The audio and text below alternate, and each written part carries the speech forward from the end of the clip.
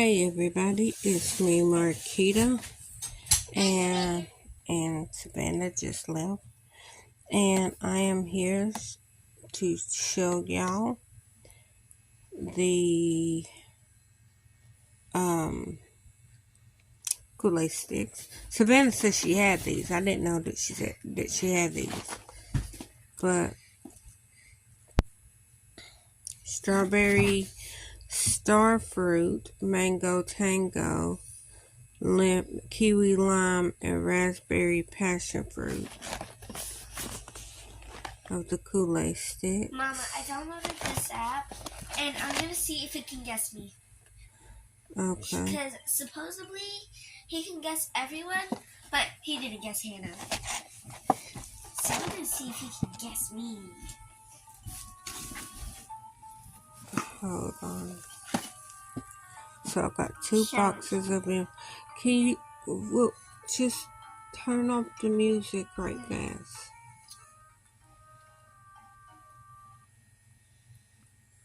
Okay. And then Wilders. When I was, how old was I? Maybe 24. 23, 24. I used to buy a 50 stick box from Walgreens, and it was like $2 for like 50 of these. And then, but it was all the same flavor. And then Walgreens stopped selling them.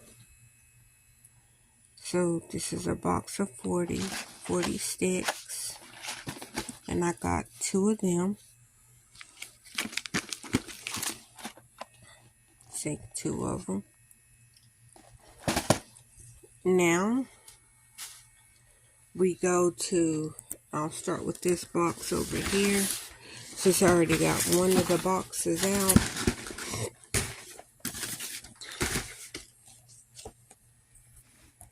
Okay.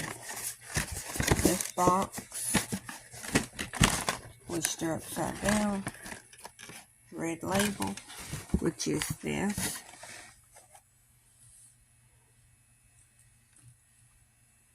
I'm excited to try No the blue one. alcohol. See, contains no alcohol.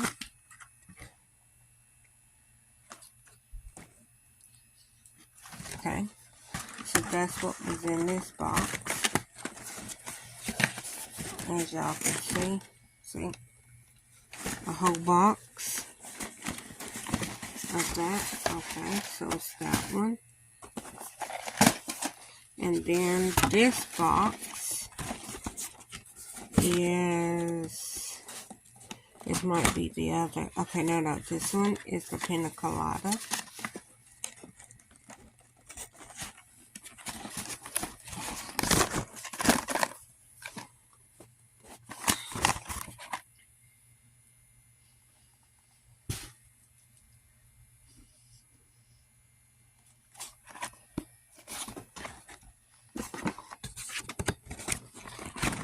If you can see.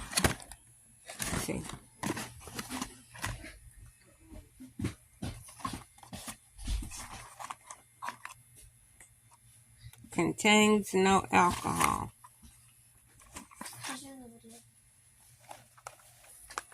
Okay, so that one. No, she just came in. Ow, get the phone. Why are you waving it? I gave Savannah my old phone. Show them. Well, not what you're watching. Show them the case. Always tired.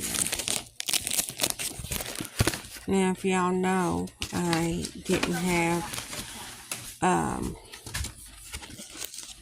a phone for a little minute. This is my ultimate favorite.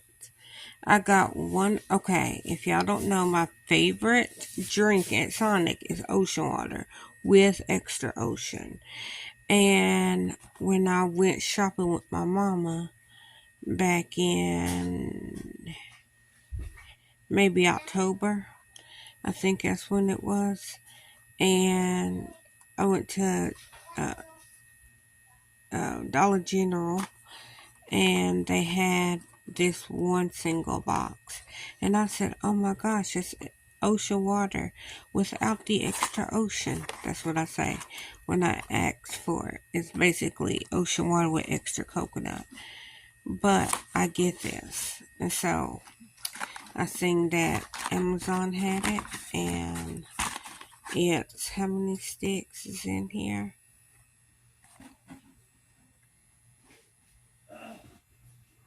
6 sticks and 12 boxes. So that's what I got, ocean water.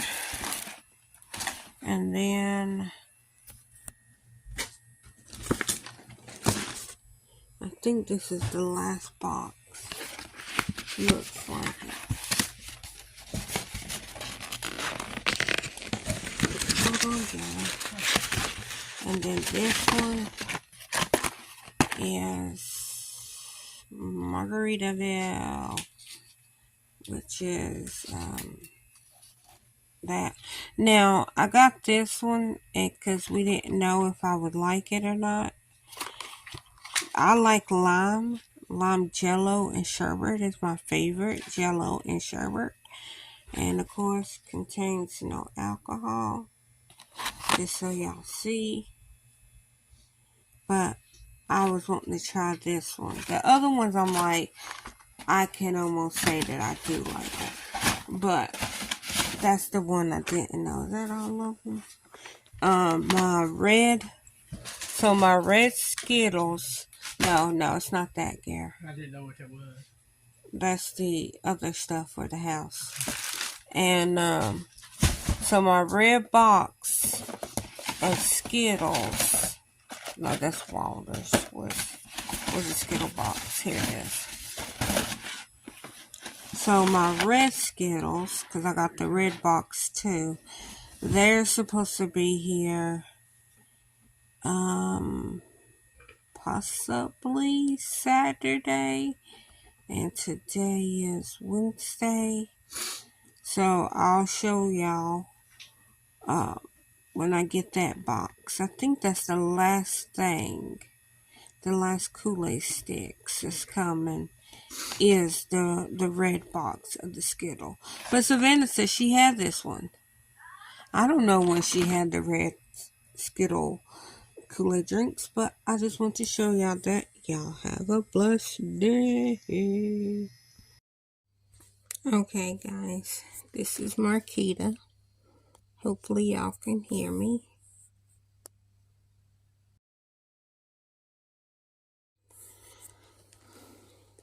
I am watching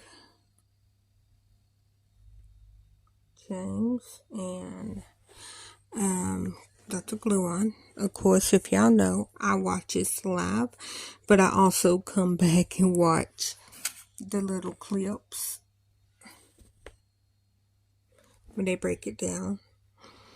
But I have noticed ever since James started like cutting the live stream down to like an hour videos, less than an hour anyways, because I'm there during the whole live, so I'm like there the whole 4 hours. So long videos, I love long videos. Long videos don't bother me, so I will sit here and I will watch it. But I have noticed the intro video to these videos, the video don't have any sound. Like, I mean, James and Dr. Gluon is talking, but I'm saying like the song doesn't have any words. It's just instrument beats. But, and this is like a real question I asked my my Facebook. I was going to ask Twitter, but it was a long little thing. Okay. For anybody that doesn't know, or for y'all that does know. Okay. My question was, for everybody that has PBA or something neurological, that's not how you say that. Hold on. Neurological. No. Is that what is that word? Neurological? I'm missing a syllable somewhere. Anyway, somebody that has brain problems. I mean, yep, it is. I was to say it must be after 8 o'clock. I told y'all. And that's how many degrees it is. But my brain shuts down after 8 o'clock. I mean, so I lose words, and I guess I will know that word in the morning. I can't say it right now. In my head, I know what I want to say. I know. And in my head, I'm saying it, but I cannot physically say it. It's after 8 o'clock p.m., so I'm not able to say the word. I will try again tomorrow. But anyhow, okay, so what I was saying was, I watch this. Okay, so with PBA, I think my PBA started.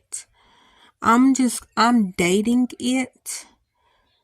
Of 2001, July of 2001, when my headache started. But it could have been even earlier than that, because I was always considered an emotional kid. And me going back in my own head and me trying to remember, I always knew Love You Down. Crap, what's that song? Da-na-na-na, girl, I wanna love you. Or is it Shake You Down?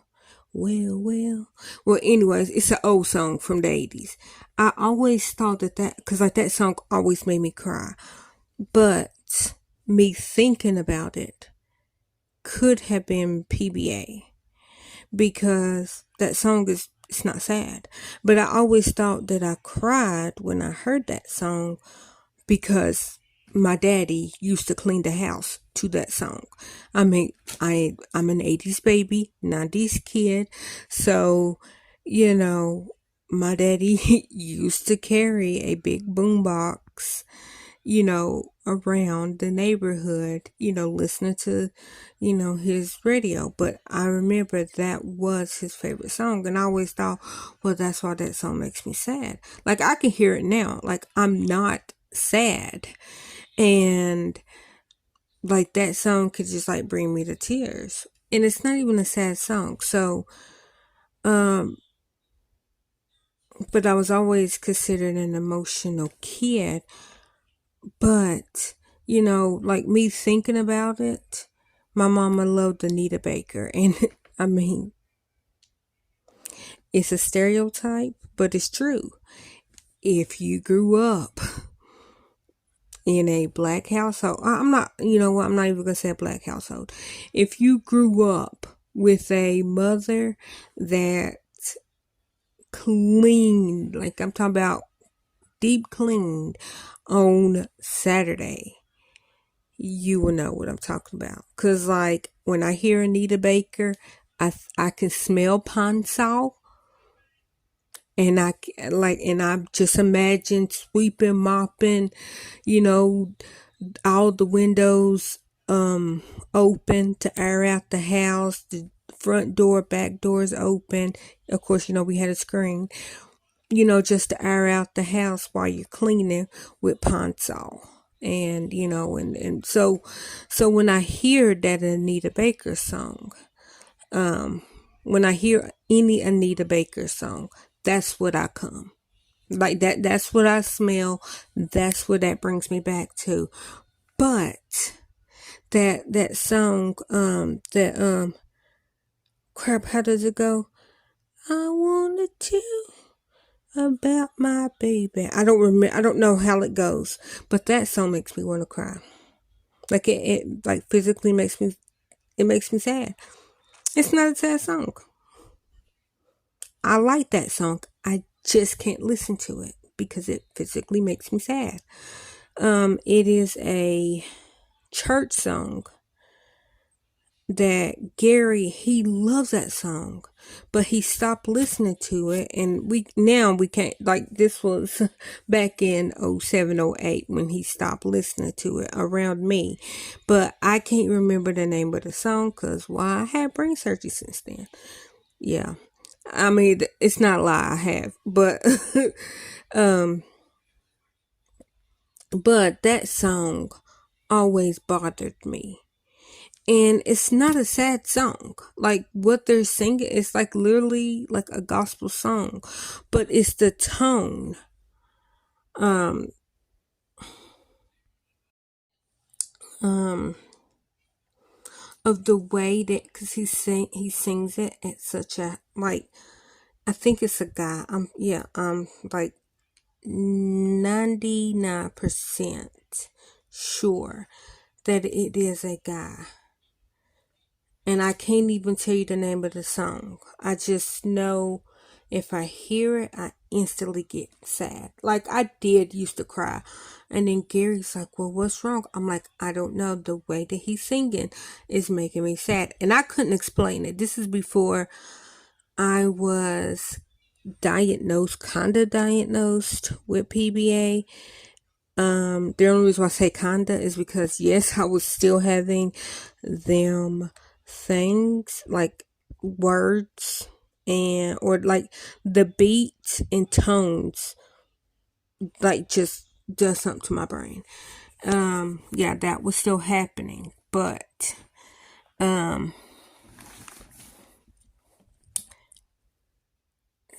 wasn't diagnosed with it until I told my doctor. I'm like, I'm not depressed, I'm not sad. And I told him, I'm like, I like my favorite genre of shows or movies is comedy, but I can't watch them because if I laugh too hard, my brain is like, that's just the saddest thing that you have ever seen.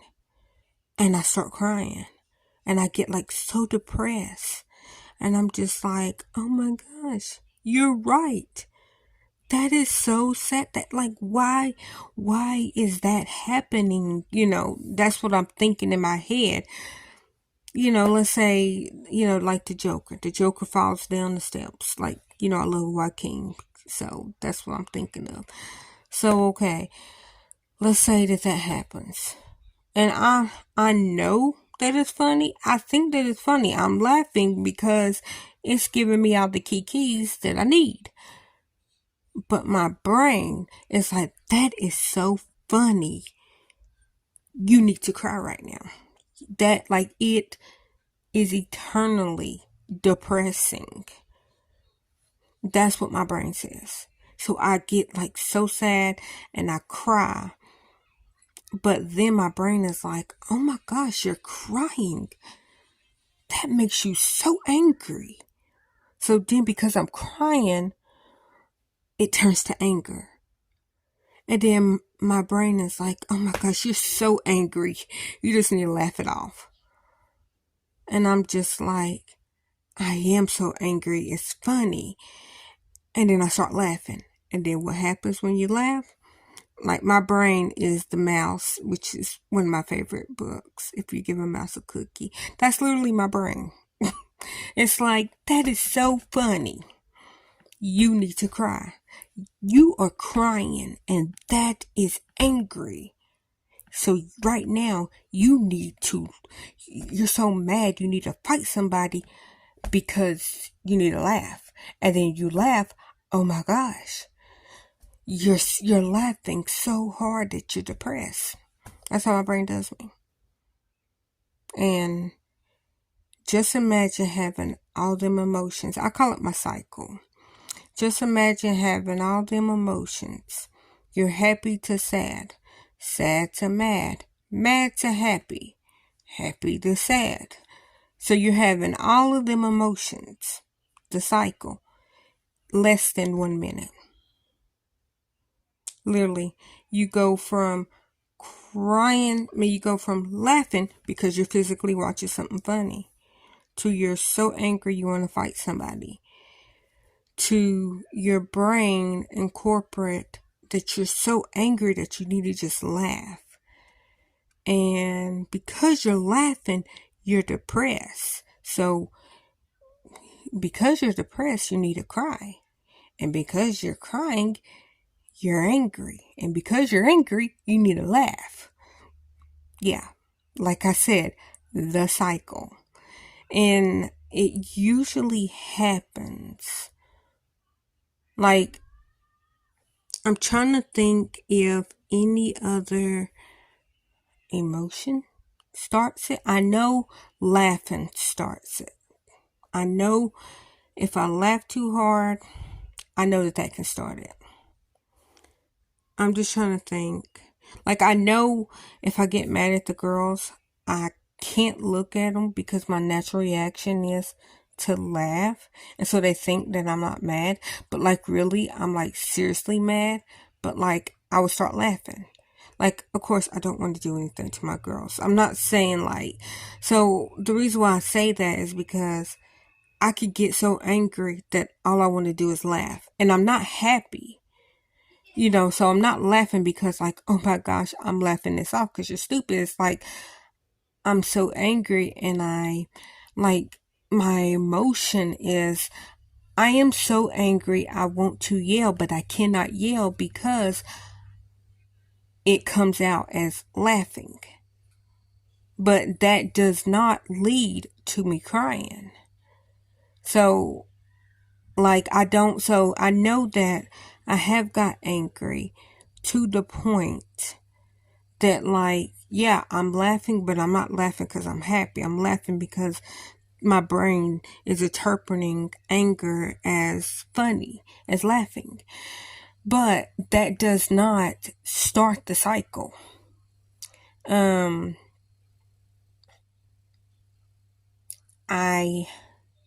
Nope. I was gonna say, have I ever been depressed and it turned to anger?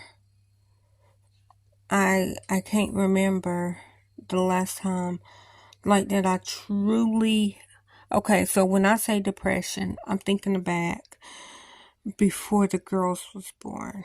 I have been sad, but I take that as sadness and not depression because I know, and I mean, it's kind of like a double-edged sword because I know why I'm mad.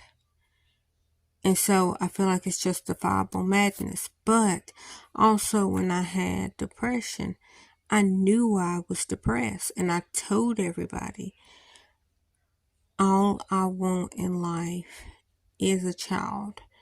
And everybody for years told me, a child cannot fix your problems. You will not be happy. Once you have a child, you won't get to do this. You won't get to do that. You're not ready. You need to be single and da da da da da. And I'm like, that's your life. You got pregnant without trying. So now you have a child, but you want to go and do all these things. You want to go to parties. You want to stay up late. You want to party. You want to be living fast and loose in your 20s and your 30s before you start a family. I don't. And I told everybody that always said, yeah, once you get a child, it's totally different. Okay, my girls will be 10 in June. And the best day of my life was June the 28th. Technically, July the 3rd when I brought them home from the hospital. Because, like, of course, I was there when they were born. But when we walked out of the hospital and we walked into our apartment, I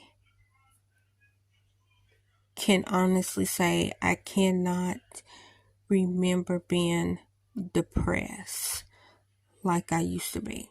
And it could be mind over matter. Now, have I ever been sad since they've been born? Of course, I'm human. I have been sad.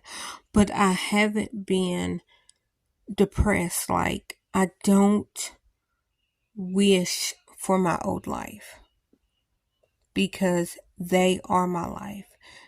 I have always said for years I was born to be a parent.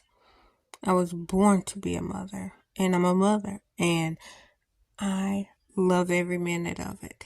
Even when they make me mad, I love it because I have that opportunity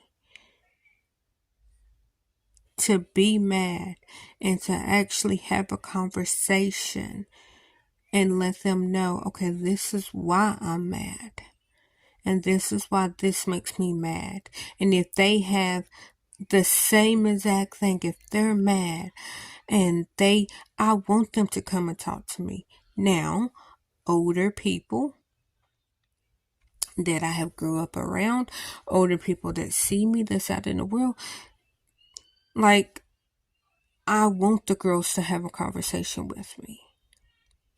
Because how I was raised was you don't ask no questions. You don't talk back to grown people.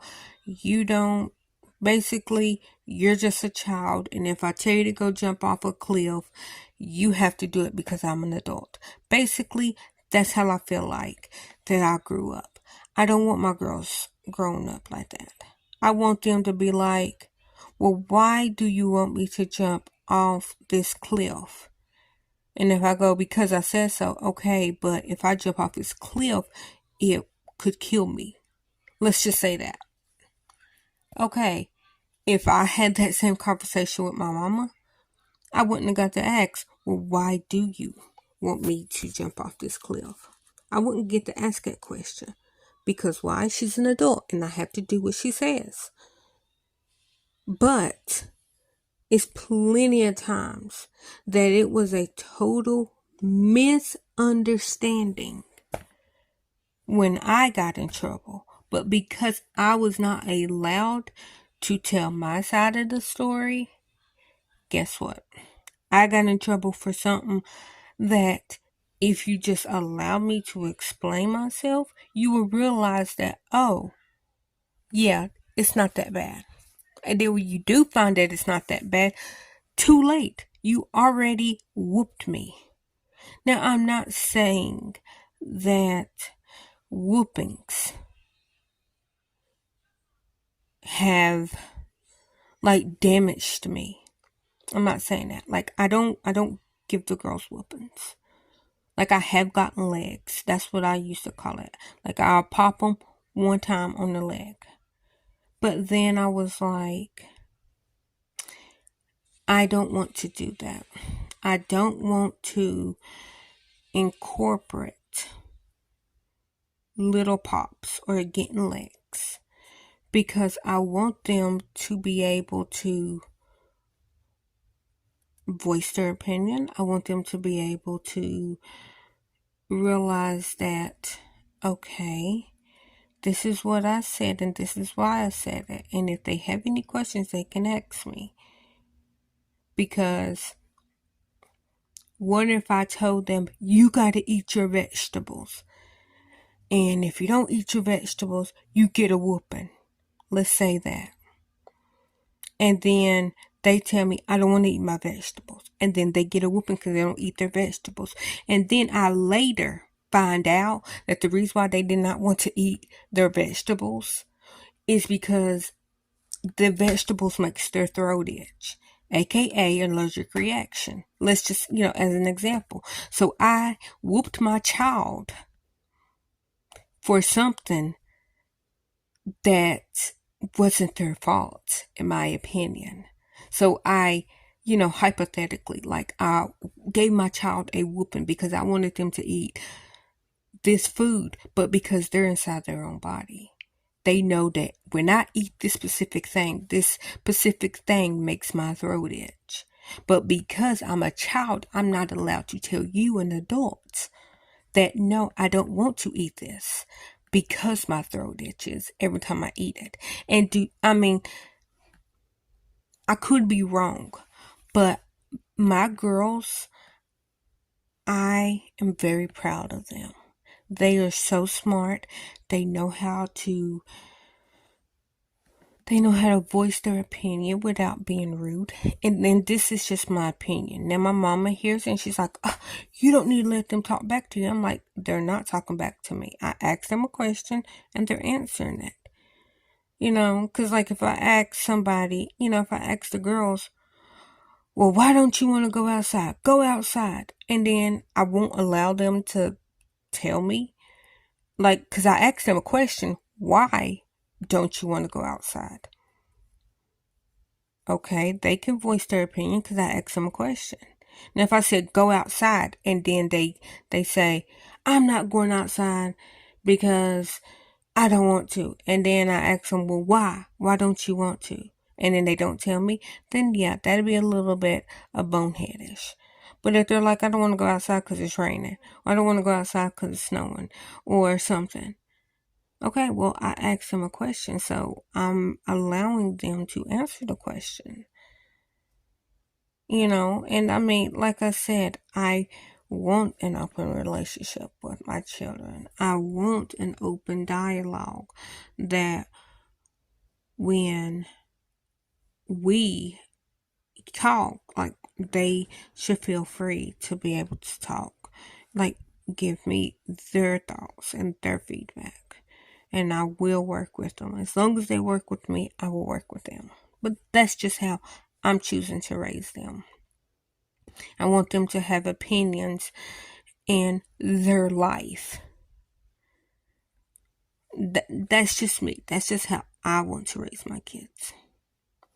Now, back to the PBA. I noticed, and like when the very first time I had a headache was July 2001. And the only reason why I still remember that one because it was the worst headache I have ever had in my whole entire existing life before that. Like that was like somebody could have stabbed me in my heart and the headache would have been more painful. Literally, that's how I felt. Somebody could slowly rip all of my skin off of my whole body and pour lemon juice on my raw nerves, and that headache was worse than that. That's how I feel.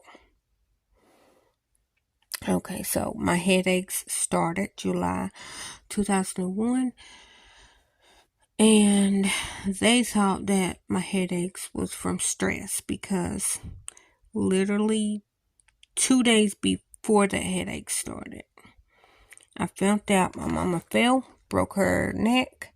Well, what happened was, it wasn't that she fell then.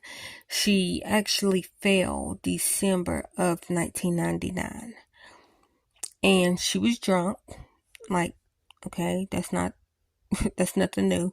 So she was drunk, and how she fell was she thought she heard a cat in the dumpster. And so she walked up to look in the dumpster because she thought she heard a cat. Well, she slipped and fell. Of course, she's drunk. She feels no pain. So she got up, realized it was a man that got cut up and stabbed. So, she called, 911. And, I think the man, he lived. I'm not for sure. But that's what it was. Some guy, I'm assuming, got robbed, and they threw him in a dumpster. And but yeah. But then the next day, of course, when she sobered up, she's just like, oh, I fell. I'm a little sore. So then you cut to July. And the only reason why I remember it was 99 is because baby man number 2, I was about to say her name, but I'm not going to put out her name like that. Baby man number 2 was born May of 99. And I remember she was a baby when this happened. Because it was in the dumpster right behind my sister's apartment, which was kind of in front of our apartment. I can't explain it. If you know how my apartment was facing, it would have been Shandy's apartment. It would have been Shandy's dumpster, my sister's dumpster, but not my dumpster because we had a different dumpster. Okay, I know it's like what? Just let me have it. But yeah, so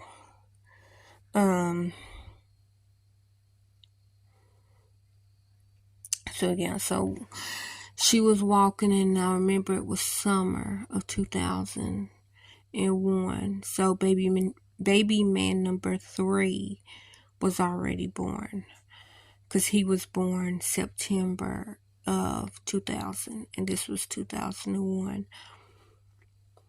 And okay, he was biological baby man number 3, but in the age of all of the kids, of all my little baby mans, he would have been baby man number 4. So he's baby man number 4 in the sense of age right now, but biologically he was baby man number 3 in the birth, in the birth age. And then baby man number 4. See, baby man 1, 2, 3, and 4 are all adults. But if I go by sibling baby age, baby man age, which when I say sibling, biologically and adopted siblings, in that order, let me see how many of them are adults. See.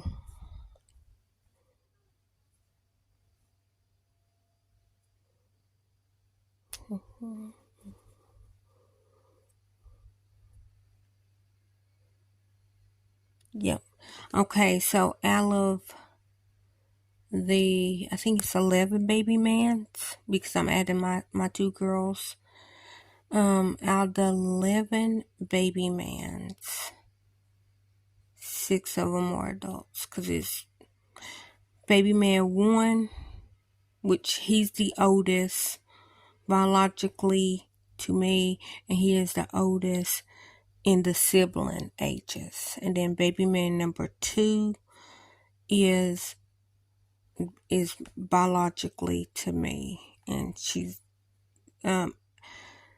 sibling age, she's the oldest. And then baby man number 3 is not biologically, but she is still my baby man. Baby man number 4 is biologically my baby man. Baby man number 5 is not biologically to me, but she is sibling. So, like, all these that I'm saying are siblings. And then, so that's okay. Baby man 5 is not. Baby man 6 is biologically to me, and of course the 6 of the sibling age. So if you're counting, that's so far 4, or 4 baby mans that are biologically to me out of them 6. And then 7 is not biologically to me. 8 and 9 is, because that's my bunkins. 8 and 9 is biologically to me. So biologically to me is 6, and then sibling age, they're 8 and 9, which is my girls. And then baby man 8 and 9, and then 10 and 11 are not biologically to me, but are 8 and okay, so this race together. They are 8 and 9. So baby man 10 and 11 are, see, let me make sure. See, boy, girl, boy, girl, girl, boy, girl, girl,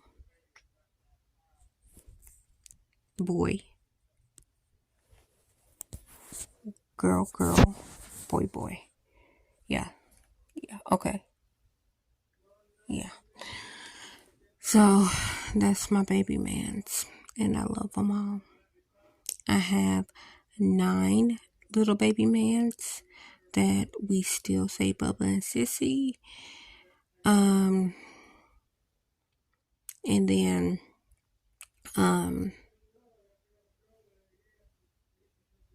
so that's why I say baby man, so I don't say their names, but out of the other baby mans that do not that we consider Bubba and Sissy, there is 6 of them that are adults, 3 of them that are not.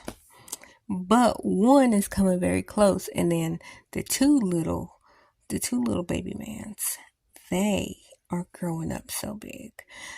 They are now in school. They're boys. They are now in school, and they are the cutest.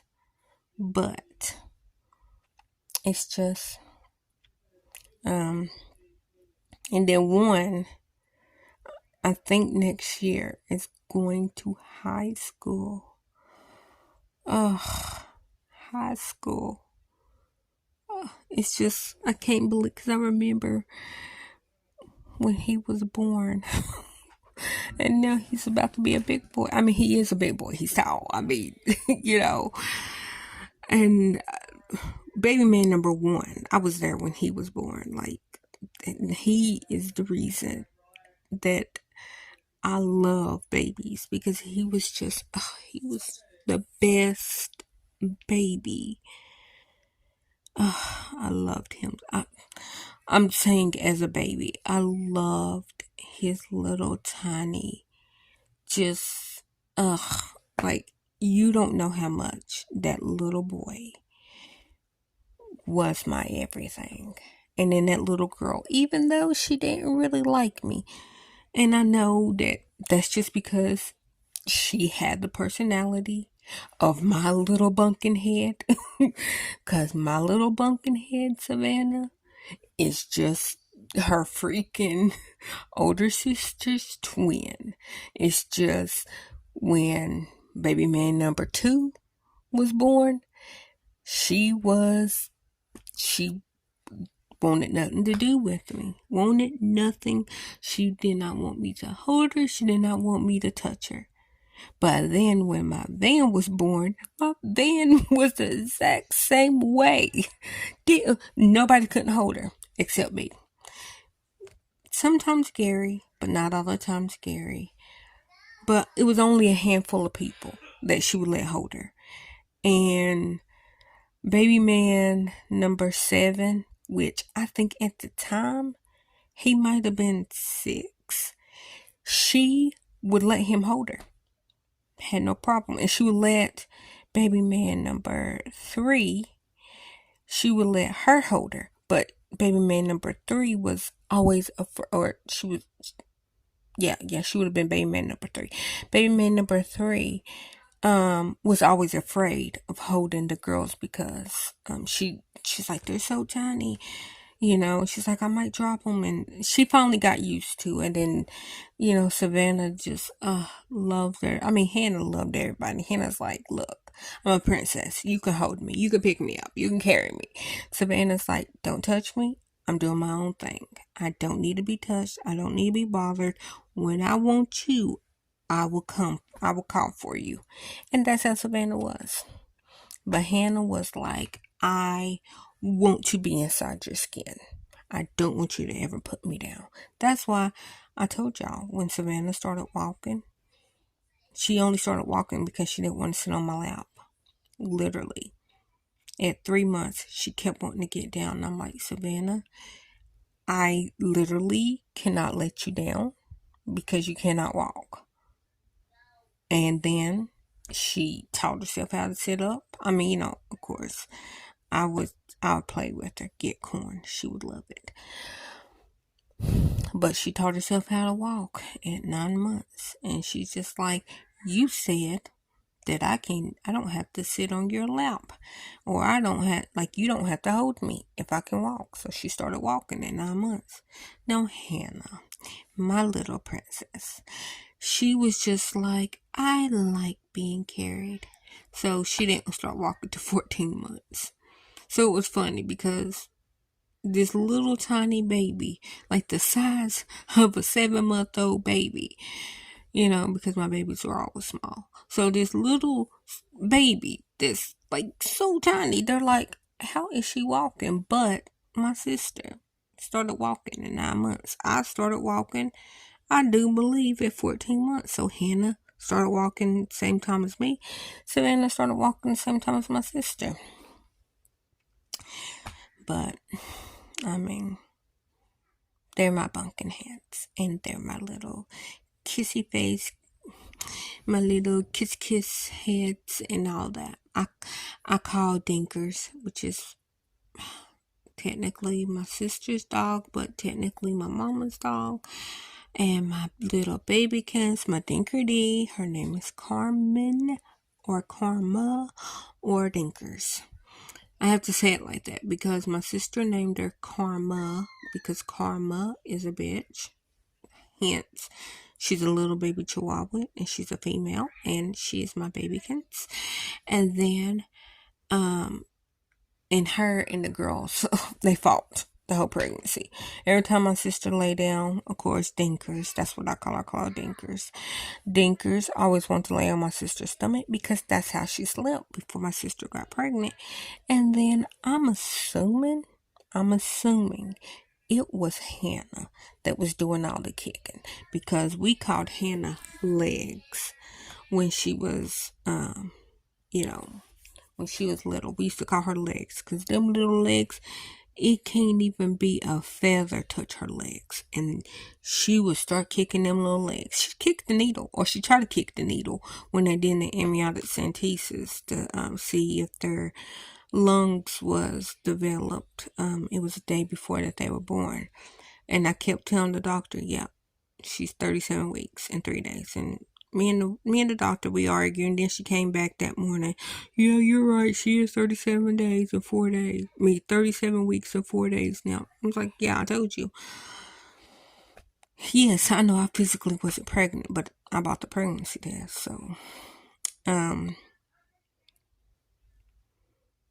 So yeah, but Hannah tried to kick the needle. They had to literally pull out the needle. Now, at that time, they didn't know if they were in separate sacks or the same sack. They didn't know if they had their own placenta or if they had different placenta.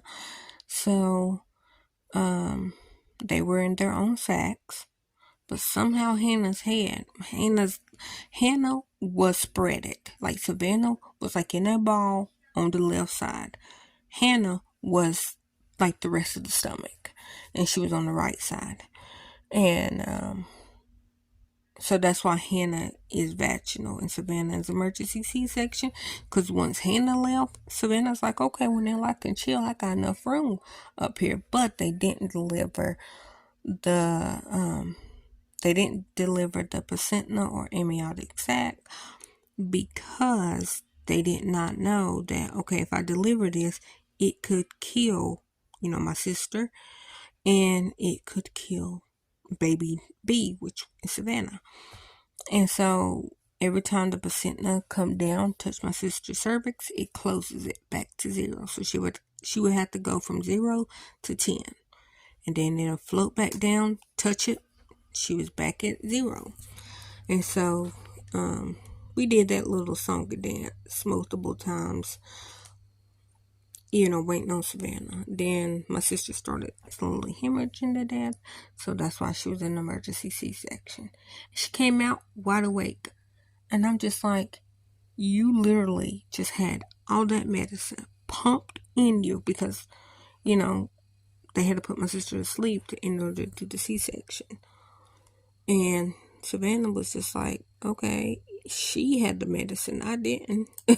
But yeah, so that's my babykins. That's my babykins. But I just want to know, does anybody else with PBA or not PBA, does tones and music affect your, because I asked my friend Show, she said that she has noticed that that certain beats or tones do affect her also. So she does know what I'm talking about.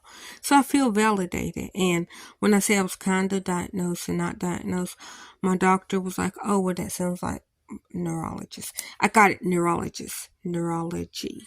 I think that's what I was trying to say earlier. Neurological. Is that what I was trying to say? Oh, crap.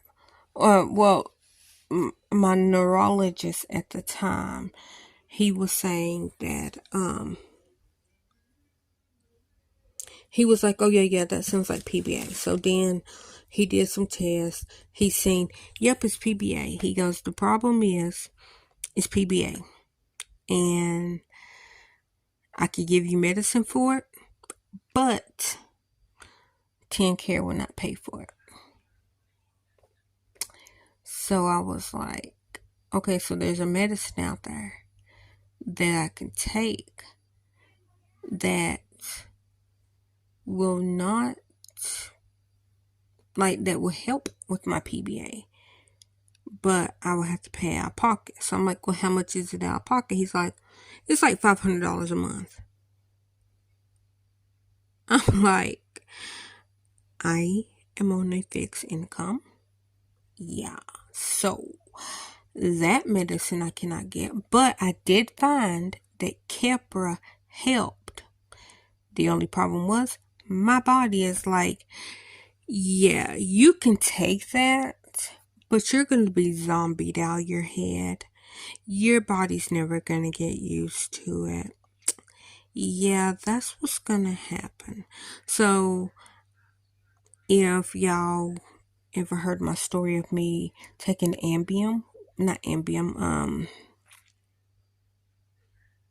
what's that one hyper medicine? Oh, it was, Adderall. Was it Adderall? I think that's the one that helps you focus. I took that summer school of 2000, and I literally did all my work, and then I had to get up and I had to walk around because after I finished my work, it was just my brain was like, okay, I need to figure out what that is. I need, because and my teacher told me, she's like, you can get up as long as you just don't disturb anybody. And I'm like, okay. So I would literally do all my work. I would turn it in, and then I would get up and I would just look out the window until it was time for me to go to my next class. And the only reason why I did summer school, it wasn't because I failed any grade. It was because they was trying to get me extra, they was trying to help me pass English TCAPs and the math TCAPs, but it wasn't like the whole math TCAPs, because the part that I failed, and I still fail, is for English. English is just a throwaway. I don't know. My brain does not retain that. I don't. And it doesn't. It never has. So I never passed the English portion of the TCAPs. So when I had to take it for that grade that I was in, nope, never passed it. Never passed it. Not ashamed to say it. English is just that's just one thing that does not stick in my head. But math, love math. Math is my favorite. But fractions and decimals does not stick in my head. Like I said, in 10th grade, because you had to be in 10th grade in order to take accounting, I was literally in resource math. I was in resource math because of them freaking fractions and decimals. But I was in resource math. But I was also in accounting 1. Yeah, in order to get an accounting 1, you had to be able to do algebra and pre-algebra and algebra 1. I could do that. As long as you don't give me any fractions or decimals, I could do it. It's just my brain never retained it. And so, of course, I had to, in order to pass, that. But like I passed accounting 1. My problem was I could not do accounting 2, which, rest in peace to Serene. Serene, because we had accounting together. And I'm thinking it's going on 2 years now. He was a football player.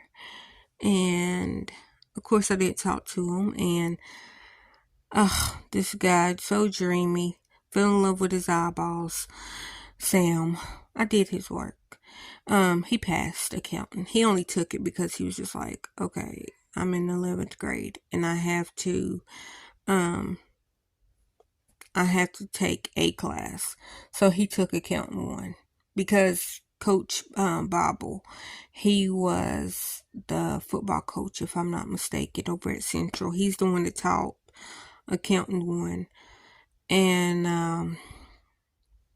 I loved accounting 1 because from 10 years old all the way up to, so that would have been 95 all the way up to 2001. I wanted to be an accountant because I liked math.